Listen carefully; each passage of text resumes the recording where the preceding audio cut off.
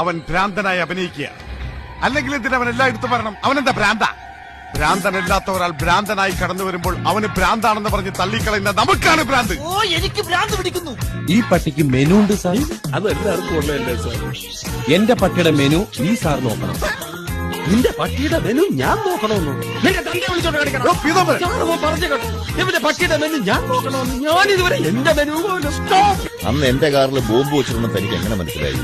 അത് പൊട്ടിത്തെറിച്ചപ്പോ മനസ്സിലായി കാണും. ഇപ്പൊ പോലീസ് പോലും കണ്ടാ തിരിച്ചറിയില്ല. മോനിക്ക കണ്ണാടി നോക്കി ഞാൻ തന്നെ എന്നോട് ചോദിച്ചു ഞാൻ ആരാണ്.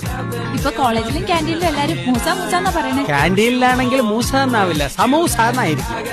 ഏത് മുറിയിലായിരിക്കും ബോംബ് വെച്ചിരിക്കുക? മോർച്ചറിയിലായിരിക്കും. ഈശ്വര, നിരപരാധികളായി എത്ര ഡെഡ് ബോഡികളാണ് മരിച്ചു വീഴാൻ പോകുന്നത്. പട്ടിയായിട്ടാ മോന്റെ കളി.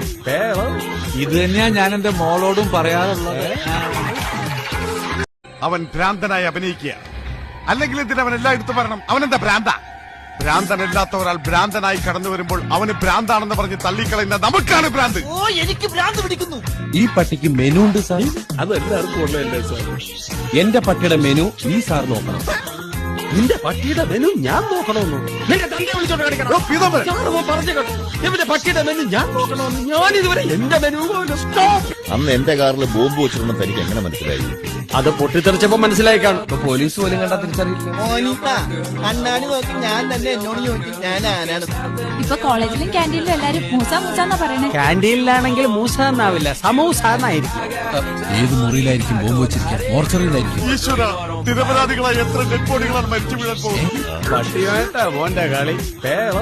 ഇത് തന്നെയാ ഞാൻ എന്റെ മോളോടും പറയാറുള്ളത്.